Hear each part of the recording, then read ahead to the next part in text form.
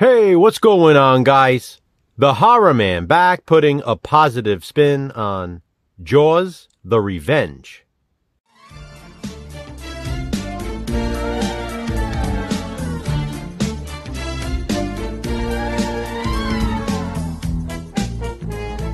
Jaws: The Revenge is the fourth and final film in the Jaws franchise, and it's easily the most hated. Not only that, but many even consider it to be one of the worst movies ever made. Its 3.0 out of 10 rating on IMDb more or less confirms that. Not surprisingly, I will have a unique take on Jaws: The Revenge in this positive spin video. I don't hate it, and I honestly don't think it's that objectively bad either. This is a horror film, a horror sequel, the fourth in a franchise. To compare it to Spielberg's original is just silly.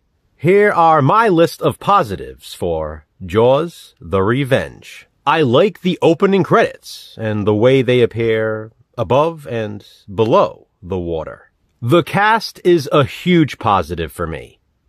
Lorraine Gary reprises her role as Ellen Brody, and she actually came out of retirement to do it. I'm glad she did. As of right now, this was her last film. Lance Guest plays Michael Brody. He is, of course, known for The Last Starfighter and as Jimmy in Halloween 2. I always found him to be likable. Karen Young plays his wife Carla. She's from The Sopranos. Mitchell Anderson plays Sean Brody. He also played in Doogie Howser, MD. I like that he's now the Amity deputy in this one, and I like that there's a portrait of Martin Brody in the police station. Michael Caine plays Hoagie, and he's an awesome character, as Michael Caine often plays. Melvin and Mario Van Peebles both star in Jaws: The Revenge. We also get the return of Mrs. Kintner from the first film, which is not only cool in itself, but meaningful, considering what happens in this film. Mrs. Taft from Jaws and Jaws 2 returns as well. Then there's Judith Barcy, who most people will probably know as the young actress who voiced Ducky in The Land Before Time. Sadly, she was murdered by her own father just a year after the release of this movie. She was only 10 years old at the time. Now, to lighten things up after that morbidity, I love the Christmas season setting in Jaws: The Revenge. This is the only Jaws movie to not be set in the summer. It's legitimately a Christmas Jaws movie. And it's actually extremely festive. The lights and decorations, the choir singing Christmas carols, it's all so well done. It's really cool seeing Amity at Christmas time. The film later takes us through New Year's Eve and the New Year. Then we have the Bahamas setting, which is another positive, and it was actually shot mostly in Hawaii.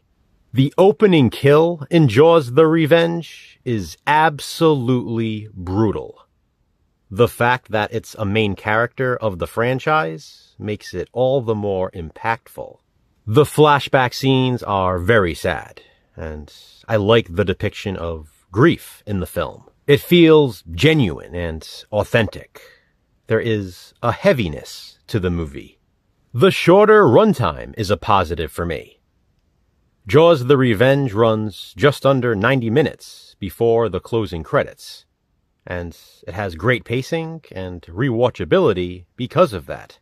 The relationship between Ellen and Hoagie is a positive. I like the festival scene, and I love the stormy weather in the Bahamas. I like the casino in the New Year's Eve sequence. There's a really good homage to the original Jaws that takes place at the kitchen table. You can probably guess what it is. Then we get another brutal kill during the banana boat scene.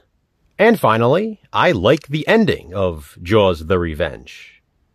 It reminds me of Laurie Strode in Halloween H2O. Only Jaws the Revenge came first. Now here's what I was thinking while watching this, and I mentioned it to Jason while we were halfway through. Why is it that people take Jaws the Revenge so seriously, but give a pass to other horror sequels? The shark is basically made out to be a slasher villain in Jaws the Revenge. And he's also made out to be that way in Jaws 2, which a lot of people like, myself included.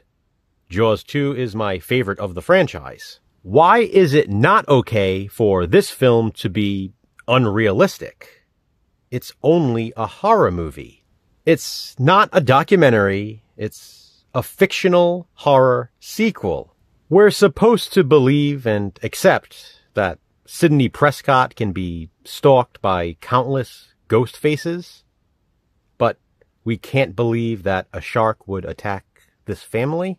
Thing is, though, they don't have to be realistic, because they're horror films. It's only a movie, guys. It's not that serious. Just enjoy the ride. Jaws the Revenge is highly entertaining, and that's the most important positive of all. But you don't have to agree. This is just my positive spin. Please be sure to check out Jason's as well to hear his thoughts. How about you? What do you think of Jaws the Revenge? Comment below and let me know. To which hated movie will we next give a positive spin? Check back soon to find out. Until then, remember, physical media matters. Thanks for watching, guys. Hit that thumbs up and, be kind, subscribe.